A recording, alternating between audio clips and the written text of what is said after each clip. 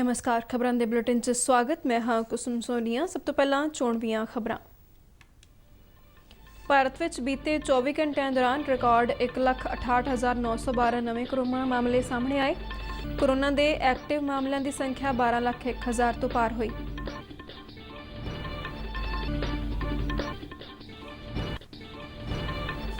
देश विच टीका उत्सव के पहले दिन योग लाभपात्रियों नूं कोई 30 लाख कोरोना टीके लगाए गए। हुण तक कोविड टीकाकरण की कुल संख्या 10 करोड़ 45 लाख तो पार हुई।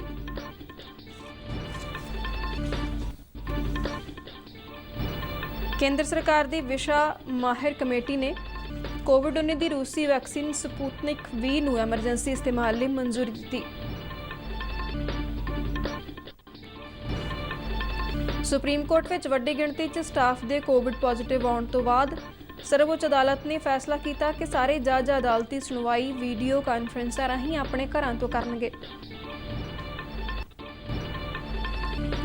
पंजाब के मुख्यमंत्री कैप्टन अमरिंदर सिंह ने अज कोविड-19 टीके की दूजी खुराक लई। सूखम छोटियां ते मध्यम सनअतां बारे केंद्रीय मंत्री नितिन गडकरी ने कहा कि सरकार देश में इन्हां सनअतां दे विकास लई वचनबद्ध है।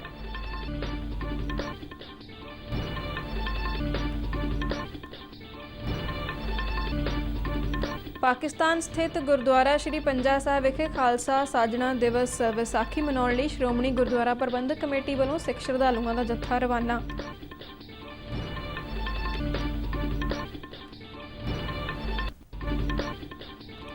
भारत ने FIH हॉकी प्रो लीग के दूजे मैच च अर्जेंटीना नूं 3-0 नाल मात दित्ती। भारत 8 मैचों विचों 15 अंक प्राप्त करके चौथे स्थान, जबकि अर्जेंटीना 12 मैचों चों 11 अंक हासिल करके 6वीं थां ते कायम। ते हुण खबरां दा विस्तार। भारत विच बीते 24 घंटिਆਂ दौरान रिकॉर्ड 1,68,912 नवे कोरोना मामले सामने आए। सेहत विभाग के आंकड़िਆਂ अनुसार इस समय दौरान कोविड-19 कारण 904 मौतां होईयां, जिस मगरों हुण तक इस महामारी कारण मरण वालियां दी कुल संख्या 1,70,179 तक पहुंच गई है। महाराष्ट्र सूबे च बीते 24 घंटिਆਂ च सब तो वध 63,294 नवे कोरोना मामले दर्ज होए ਅਤੇ 349 मौतां रिपोर्ट होईयां। महाराष्ट्र तो बाद केरल, करनाटक, तमिलनाडु और आंध्र प्रदेश देश के सब तो वध कोरोना प्रभावित सूबਿਆਂ च शामिल ने। कौमी राजधानी दिल्ली विच भी 24 घंटिਆਂ दौरान 10,774 ताज़ा मामले सामने आए और इस समय दौरान 48 लोगों दीयां जानां गईयां। मंत्रालय अनुसार मौजूदा समय देश च कोरोना के एक्टिव मामलों की संख्या 12,01,000 तो पार हो गई है, जबकि हुण तक 1,21,56,529 कोरोना मरीज सेहतयाब हो चुके हैं। भारत की कोरोना तो ठीक होने की कौमी दर डिग के 90% ते आ गई है। केंद्रीय सेहत ते परिवार भलाई मंत्रालय अनुसार टीका उत्सव के पहले दिन योग लाभपात्रियों नूं कोई 30 लाख कोरोना टीके लगाए गए, जिस मगरों हुण तक कोविड टीकाकरण की कुल संख्या 10 करोड़ 45 लाख तो पार हो गई है। अज कोविड टीका उत्सव के दूजे दिन भी कोविड टीकाकरण नूं लैके लोकां विच काफ़ी उत्साह देखा गया और लोग टीकाकरण लई स्वै इच्छा नाल टीकाकरण सेंटरां ते पुज रहे हैं। मंत्रालय ने दस्सिया कि देश के 8 सूबਿਆਂ च कुल टीकाकरण का 60.13% टीकाकरण होया। मंत्रालय अनुसार टीका उत्सव के पहले दिन ऐतवार होने के बावजूद टीकाकरण का आंकड़ा काफ़ी उत्साहजनक रहा। विश्व पद्धर ते रोजाना टीकाकरण के आंकड़े के लिहाज नाल भारत अजे भी चोटी ते बनया होया है, जिथे एक दिन च औसत 40,55,000 तो वध कोविड टीके दीयां खुराकां दित्तियां जा रही ने। देश विच कोविड टीकाकरण का अज 87वां दिन है। केंद्र सरकार की विशा माहिर कमेटी वालों अज कोविड-19 की रूसी वैक्सीन स्पुतनिक V नूं एमरजेंसी इस्तेमाल लई मंजूरी दी गई। स्पुतनिक V भारत वालों मंजूरशुदा तीजी कोरोना वैक्सीन है। इस तो पहला सीरम इंस्टीट्यूट ऑफ इंडिया वालों तैयार की गई कोविशील्ड और भारत बायोटेक के कोवैक्सीन नूं केंद्र सरकार वालों मंजूरी दी गई सी। रूस मुताबिक स्पुतनिक V विश्व की पहली रजिस्टर्ड कोविड वैक्सीन है, जो मनुख ते व्यापक अध्ययन तो बाद तैयार की गई है और यह वैक्सीन विश्व के कोई 55 मुल्कों में रजिस्टर्ड है। सुप्रीम कोर्ट विच वड्डी गिणती च स्टाफ के कोविड पॉजिटिव आने तो बाद सर्वोच्च अदालत ने फैसला किया है कि सारे जज ਅਦਾਲਤੀ ਸੁਣਵਾਈ ਵੀਡੀਓ ਕਾਨਫਰੰਸਾਂ ਰਾਹੀਂ ਆਪਣੇ ਘਰਾਂ ਤੋਂ ਕਰਨਗੇ। ਸੁਪਰੀਮ ਕੋਰਟ ਦੇ ਸਾਰੇ ਅਦਾਲਤੀ ਕਮਰਿਆਂ ਨੂੰ ਸੈਨੇਟਾਈਜ਼ ਕੀਤਾ ਜਾ ਰਿਹਾ ਹੈ ਅਤੇ ਜੱਜਾਂ ਵੱਲੋਂ ਆਪਣੀਆਂ ਰਿਹਾਇਸ਼ਾਂ ਤੋਂ ਹੀ ਵੱਖ-ਵੱਖ ਕੇਸਾਂ ਦੀ ਸੁਣਵਾਈ ਕੀਤੀ ਜਾਵੇਗੀ। ਸੁਪਰੀਮ ਕੋਰਟ ਵੱਲੋਂ ਦਿੱਤੀ ਗਈ ਜਾਣਕਾਰੀ ਅਨੁਸਾਰ ਇਸ ਘਟਨਾਕ੍ਰਮ ਮਗਰੋਂ ਜਿਨ੍ਹਾਂ ਬੈਂਚਾਂ ਨੇ ਅੱਜ 10:30 ਵਜੇ ਤੋਂ 11:30 ਵਜੇ ਤੱਕ ਅਤੇ 11 ਵਜੇ ਤੱਕ ਬੈਠਣਾ ਸੀ, ਉਹਨਾਂ ਬੈਂਚਾਂ ਦੀ ਕਾਰਵਾਈ ਦੁਪਹਿਰ 12 ਵਜੇ ਤੱਕ ਮੁਲਤਵੀ ਕੀਤੀ ਗਈ। ਕੇਂਦਰ ਨੇ ਮਹਾਰਾਸ਼ਟਰ, ਪੰਜਾਬ ਅਤੇ ਛੱਤੀਸਗੜ੍ਹ ਵਿੱਚ ਕੋਵਿਡ-19 ਦੇ ਮਾਮਲਿਆਂ ਵਿੱਚ ਆਈ ਅਚਨਚੇਤ ਤੇਜ਼ੀ ਦੇ ਮੱਦੇਨਜ਼ਰ ਇਹਨਾਂ ਸੂਬਿਆਂ ਦੀਆਂ ਸਰਕਾਰਾਂ ਨੂੰ ਪੱਤਰ ਲਿਖ ਕੇ ਕੋਵਿਡ ਮਰੀਜ਼ਾਂ ਦੀ ਜਾਂਚ, ਸੰਪਰਕਾਂ ਦੀ ਭਾਲ ਅਤੇ ਟੀਕਾਕਰਨ ਦੇ ਕੰਮ ਨੂੰ ਤੇਜ਼ ਕਰਨ ਲਈ ਕਿਹਾ ਹੈ। ਸਿਹਤ ਤੇ ਪਰਿਵਾਰ ਭਲਾਈ ਮੰਤਰਾਲਾ ਦੇ ਸਕੱਤਰ ਰਾਜੇਸ਼ ਭੂਸ਼ਣ ਨੇ ਪੰਜਾਬ ਸਰਕਾਰ ਨੂੰ ਲਿਖੇ ਪੱਤਰ ਵਿੱਚ ਸਰਕਾਰ ਨੂੰ ਪਟਿਆਲਾ ਅਤੇ ਲੁਧਿਆਣਾ ਵਿੱਚ ਮਹਾਮਾਰੀ ਦੇ ਮਰੀਜ਼ਾਂ ਦੇ ਸੰਪਰਕ 'ਚ ਆਏ ਲੋਕਾਂ ਦਾ ਜਲਦੀ ਨਾਲ ਪਤਾ ਲਗਾਉਣ ਤੇ ਜ਼ੋਰ ਦਿੱਤਾ ਹੈ। ਉਹਨਾਂ ਕਿਹਾ ਕਿ ਇਸ ਕੰਮ ਲਈ ਵਾਧੂ ਕਰਮਚਾਰੀ ਤੈਨਾਤ ਕੀਤੇ ਜਾਣੇ ਚਾਹੀਦੇ ਨੇ। ਆਪਣੇ ਪੱਤਰ ਵਿੱਚ ਉਹਨਾਂ ਨੇ ਪਟਿਆਲਾ, ਮੋਹਾਲੀ ਅਤੇ ਰੂਪਨਗਰ ਵਿੱਚ ਸਿਹਤ ਕਰਮੀਆਂ ਦੀ ਘਾਟ ਹੋਣ ਬਾਰੇ ਵੀ ਪੰਜਾਬ ਸਰਕਾਰ ਦਾ ਧਿਆਨ ਦਿਵਾਇਆ ਹੈ। ਉਹਨਾਂ ਕਿਹਾ ਕਿ ਕੇਂਦਰ ਵੱਲੋਂ ਭੇਜੀ ਗਈ ਟੀਮ ਨੇ ਪਟਿਆਲਾ ਅਤੇ ਲੁਧਿਆਣਾ ਵਿੱਚ ਟੀਕਾਕਰਨ ਦੀ ਰਫ਼ਤਾਰ ਘੱਟ ਹੋਣ ਬਾਰੇ ਰਿਪੋਰਟ ਕੀਤੀ ਹੈ, ਜਿਸ ਨੂੰ ਵੇਖਦਿਆਂ ਸੂਬਾ ਸਰਕਾਰ ਨੂੰ ਟੀਕਾਕਰਨ ਮੁਹਿੰਮ ਵਿੱਚ ਤੇਜ਼ੀ ਲਿਆਉਣ ਦੀ ਲੋੜ ਹੈ। ਪੰਜਾਬ ਦੇ ਮੁੱਖ ਮੰਤਰੀ ਕੈਪਟਨ ਅਮਰਿੰਦਰ ਸਿੰਘ ਨੇ ਅੱਜ ਕੋਵਿਡ-19 ਟੀਕੇ ਦੀ ਦੂਜੀ ਖੁਰਾਕ ਲਈ। ਟੀਕਾਕਰਨ ਮਗਰੋਂ ਆਪਣੇ ਟਵੀਟ ਵਿੱਚ ਮੁੱਖ ਮੰਤਰੀ ਨੇ ਕਿਹਾ ਕਿ ਕੋਰੋਨਾ ਵਿਰੁੱਧ ਇਸ ਲੜਾਈ ਵਿੱਚ ਸਮੇਂ ਸਿਰ ਟੀਕਾਕਰਨ ਸਾਡੇ ਬਚਾਅ ਲਈ ਸਭ ਤੋਂ ਤਾਕਤਵਰ ਢਾਲ ਹੈ। ਉਹਨਾਂ ਸਾਰੇ ਹੀ ਯੋਗ ਵਿਅਕਤੀਆਂ ਨੂੰ ਛੇਤੀ ਤੋਂ ਛੇਤੀ ਸੂਬੇ ਭਰ ਵਿੱਚ ਬਣੇ ਕੋਵਿਡ ਟੀਕਾਕਰਨ ਸੈਂਟਰਾਂ ਤੇ ਆਪਣੇ ਆਪ ਨੂੰ ਰਜਿਸਟਰ ਕਰਵਾ ਕੇ ਟੀਕੇ ਲਗਵਾਉਣ ਦੀ ਅਪੀਲ ਕੀਤੀ। ਸੂਖਮ, ਛੋਟੀਆਂ ਅਤੇ ਮੱਧਮ ਸਨਅਤਾਂ ਬਾਰੇ ਕੇਂਦਰੀ ਮੰਤਰੀ ਨਿਤਿਨ ਗਡਕਰੀ ਨੇ ਕਿਹਾ ਹੈ ਕਿ ਸਰਕਾਰ ਦੇਸ਼ ਵਿੱਚ ਇਹਨਾਂ ਸਨਅਤਾਂ ਦੇ ਵਿਕਾਸ ਲਈ ਵਚਨਬੱਧ ਹੈ। ਉਹਨਾਂ ਕਿਹਾ ਕਿ ਅਰਥ ਵਿਵਸਥਾ ਵਿੱਚ ਸੂਖਮ, ਛੋਟੀਆਂ ਅਤੇ ਮੱਧਮ ਦਰਜੇ ਦੀਆਂ ਉਦਯੋਗਿਕ ਇਕਾਈਆਂ ਦਾ ਯੋਗਦਾਨ ਵਧਾਉਣ ਲਈ ਸਰਕਾਰ ਕਈ ਕਦਮ ਚੁੱਕ ਰਹੀ ਹੈ। ਇਸ ਖੇਤਰ ਵਿੱਚ ਬਰਾਮਦ ਅਤੇ ਰੋਜ਼ਗਾਰ ਪੈਦਾ ਕਰਨ ਦੀ ਸਮਰੱਥਾ ਵਧਾਉਣ ਲਈ ਵੀ ਕੋਸ਼ਿਸ਼ਾਂ ਕੀਤੀਆਂ ਜਾ ਰਹੀਆਂ ਨੇ। ਉਹਨਾਂ ਕਿਹਾ ਕਿ ਇਹਨਾਂ ਉਪਾਵਾਂ ਨਾਲ ਇਸ ਖੇਤਰ ਵਿੱਚ ਰੋਜ਼ਗਾਰ ਦੇ 5 ਕਰੋੜ ਮੌਕੇ ਪੈਦਾ ਹੋਣਗੇ। ਡਿਜੀਟਾਈਜੇਸ਼ਨ ਅਤੇ ਇੱਕ ਸੰਮੇਲਨ ਨੂੰ ਸੰਬੋਧਨ ਕਰਦਿਆਂ ਨਿਤਿਨ ਗਡਕਰੀ ਨੇ ਕਿਹਾ ਕਿ ਦੇਸ਼ ਦੇ ਅਰਥਚਾਰੇ ਵਿੱਚ ਸੂਖਮ, ਛੋਟੀਆਂ ਅਤੇ ਮੱਧਮ ਸਨਅਤਾਂ ਦਾ ਯੋਗਦਾਨ ਵਧਾ ਕੇ 40% ਕੀਤਾ ਜਾਵੇਗਾ, ਜੋ ਇਸ ਸਮੇਂ 30% ਹੈ। ਉਹਨਾਂ ਕਿਹਾ ਕਿ ਇਸ ਖੇਤਰ ਦੇ ਉਦਯੋਗਾਂ ਦੀ ਬਰਾਮਦ ਵਧਾਉਣ ਦਾ ਕੰਮ ਵੀ ਸੁਚਾਰੂ ਢੰਗ ਨਾਲ ਚੱਲ ਰਿਹਾ ਹੈ। ਸੂਖਮ, ਛੋਟੀਆਂ ਅਤੇ ਮੱਧਮ ਦਰਜੇ ਦੇ ਸਨਅਤੀ ਖੇਤਰ ਦੇ ਡਿਜੀਟਾਈਜੇਸ਼ਨ ਦੇ ਮਹੱਤਵ ਦਾ ਜ਼ਿਕਰ ਕਰਦਿਆਂ ਗਡਕਰੀ ਨੇ ਕਿਹਾ ਕਿ ਇਸ ਨਾਲ ਸਮੁੱਚੀ ਪ੍ਰਣਾਲੀ ਨੂੰ ਪਾਰਦਰਸ਼ੀ, ਸਮੇਂਬੱਧ ਅਤੇ ਨਤੀਜਾ ਮੁਖੀ ਬਣਾਇਆ ਜਾ ਸਕਦਾ ਹੈ। ਉਹਨਾਂ ਕਿਹਾ ਕਿ ਈ-ਮਾਰਕੀਟ ਭਾਰਤ ਦਾ ਭਵਿੱਖ ਹੈ ਅਤੇ ਮਾਰਕੀਟਿੰਗ, ਨਿਰਮਾਣ ਪ੍ਰਕਿਰਿਆ ਅਤੇ ਪ੍ਰਬੰਧ ਸੰਚਾਲਨ ਦੇ ਡਿਜੀਟਾਈਜੇਸ਼ਨ ਨਾਲ ਇਸ ਖੇਤਰ ਨੂੰ ਨਵੀਆਂ ਉਚਾਈਆਂ ਤੱਕ ਪਹੁੰਚਾਇਆ ਜਾ ਸਕਦਾ ਹੈ। ਉਪ ਰਾਸ਼ਟਰਪਤੀ ਐਮ ਵੈਂਕਈਆ ਨਾਇਡੂ ਵੱਲੋਂ ਅੱਜ ਬ੍ਰਹਮ ਕੁਮਾਰੀ ਦੀ ਸਾਬਕਾ ਮੁਖੀ ਰਾਜਯੋਗਿਨੀ ਦਾਦੀ ਜਾਨਕੀ ਦੀ ਯਾਦ ਵਿੱਚ ਇੱਕ ਡਾਕ ਟਿਕਟ ਜਾਰੀ ਕੀਤਾ ਗਿਆ। ਉਪ ਰਾਸ਼ਟਰਪਤੀ ਨੇ ਉੱਚ ਆਦਰਸ਼ਾਂ ਨਾਲ ਭਰਪੂਰ ਦਾਦੀ ਜਾਨਕੀ ਤੇ ਯਾਦਗਾਰੀ ਡਾਕ ਟਿਕਟ ਜਾਰੀ ਕਰਨ ਲਈ ਡਾਕ ਵਿਭਾਗ ਅਤੇ ਮੰਤਰਾਲਾ ਨੂੰ ਵਧਾਈ ਦਿੱਤੀ। ਆਪਣੇ ਸੰਬੋਧਨ ਵਿੱਚ ਐਮ ਵੈਂਕਈਆ ਨਾਇਡੂ ਨੇ ਰਾਜਯੋਗਿਨੀ ਦਾਦੀ ਜਾਨਕੀ ਨੂੰ ਦਇਆ, ਸੇਵਾ, ਸਮਾਨਤਾ ਅਤੇ ਕਰੁਣਾ ਦੀ ਮੂਰਤੀ ਦੱਸਿਆ। ब्रह्म कुमारी आध्यात्मिक आंदोलन की पथ प्रदर्शक और संस्था के भूतपूर्व प्रमुख राजयोगिनी दादी जानकी जी का पावन स्मृति में विशेष डाक टिकट जारी करने का सुयोग पाकर बहुत प्रसन्नता का अनुभव कर रहा हूँ।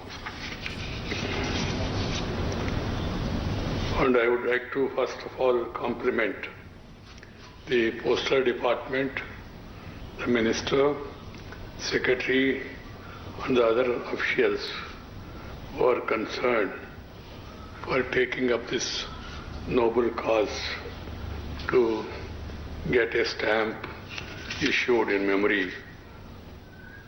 ਪੰਜਾਬ ਮੰਡੀ ਬੋਰਡ ਨੇ ਰਬੀ ਮਾਰਕੀਟਿੰਗ ਸੀਜ਼ਨ ਦੀਆਂ ਫਸਲਾਂ ਦੀ ਖਰੀਦ ਦੌਰਾਨ ਸੂਬੇ ਦੇ ਕਿਸਾਨਾਂ ਅਤੇ ਆੜ੍ਹਤੀਆਂ ਦੀ ਸਹੂਲਤ ਲਈ ਮੋਹਾਲੀ ਸਥਿਤ ਬੋਰਡ ਦੇ ਮੁੱਖ ਦਫ਼ਤਰ ਵਿੱਚ ਰਾਜ ਪੱਧਰੀ ਕੰਟਰੋਲ ਰੂਮ ਸਥਾਪਿਤ ਕੀਤਾ ਹੈ ਅਤੇ ਇਸ ਦੇ ਸੰਪਰਕ ਨੰਬਰ ਜਾਰੀ ਕੀਤੇ ਨੇ। ਬੋਰਡ ਦੇ ਇੱਕ ਬੁਲਾਰੇ ਨੇ ਚੰਡੀਗੜ੍ਹ ਵਿੱਚ ਦੱਸਿਆ ਕਿ ਕੋਵਿਡ-19 ਮਹਾਮਾਰੀ ਦੇ ਮੱਦੇਨਜ਼ਰ ਫਸਲਾਂ ਦੀ ਖਰੀਦ ਦੌਰਾਨ ਕਿਸਾਨਾਂ ਅਤੇ ਆੜ੍ਹਤੀਆਂ ਦੀਆਂ ਸਮੱਸਿਆਵਾਂ ਨੂੰ ਛੇਤੀ ਨਾਲ ਦੂਰ ਕਰਨ ਲਈ ਇਹ ਨੰਬਰ ਸੂਬੇ ਦੇ ਸਾਰੇ ਹੀ 22 ਜ਼ਿਲ੍ਹਿਆਂ ਵਿੱਚ ਸ਼ੁਰੂ ਕੀਤੇ ਗਏ ਨੇ।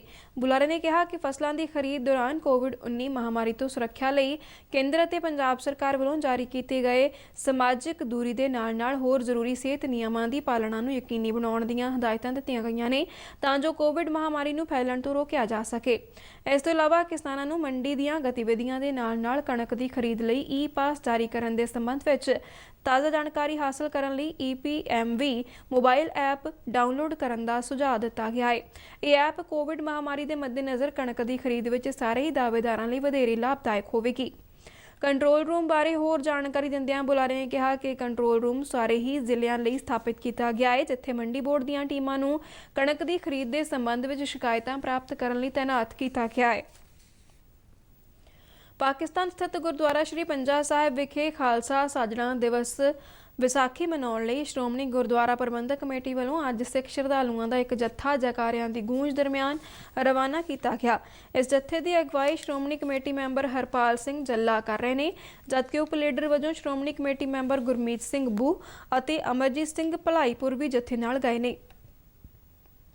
ਇਸ ਮੌਕੇ SGPC ਦੇ ਸਕੱਤਰ ਮਹਿੰਦਰ ਸਿੰਘ ਆਲੀ ਨੇ ਦੱਸਿਆ ਕਿ ਖਾਲਸਾ ਸਾਜਣਾ ਦਿਵਸ ਮਨਾਉਣ ਲਈ ਸ਼੍ਰੋਮਣੀ ਕਮੇਟੀ ਵੱਲੋਂ ਕੇਂਦਰ ਸਰਕਾਰ ਤੇ ਪਾਕਿਸਤਾਨ ਅੰਬੈਸੀ ਨੂੰ 793 ਪਾਸਪੋਰਟ ਭੇਜੇ ਗਏ ਸਨ, ਜਿਨ੍ਹਾਂ ਵਿੱਚੋਂ 437 ਸ਼ਰਧਾਲੂਆਂ ਨੂੰ ਵੀਜ਼ੇ ਮਿਲੇ।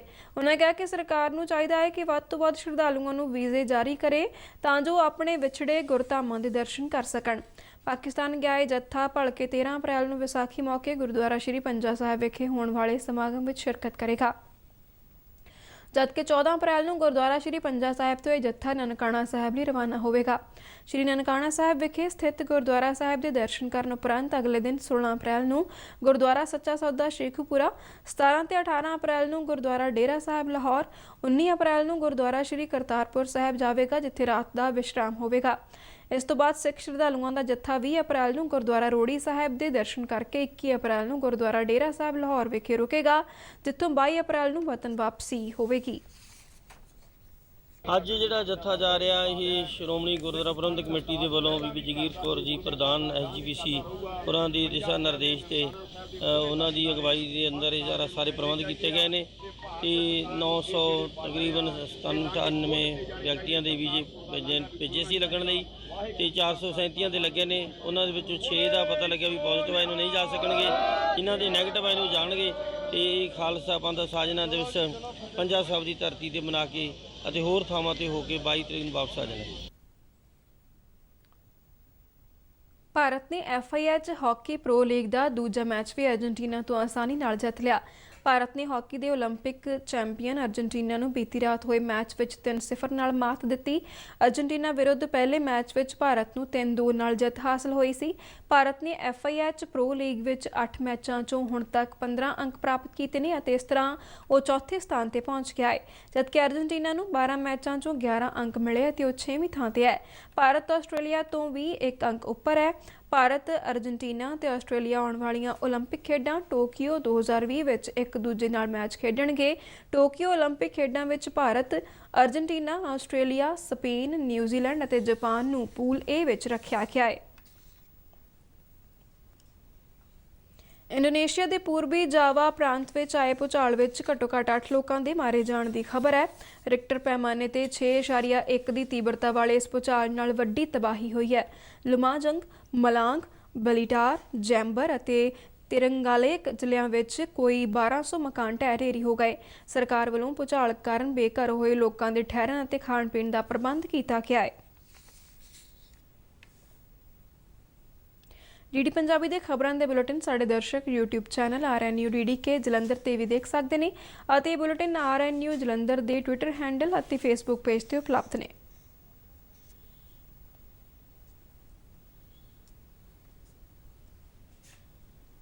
ਇਸ ਦੇ ਨਾਲ ਹੀ ਖਬਰਾਂ ਦਾ ਬੁਲੇਟਿਨ ਖਤਮ ਹੁੰਦਾ ਹੈ। ਆਗਿਆ ਦਿਓ, ਧੰਨਵਾਦ।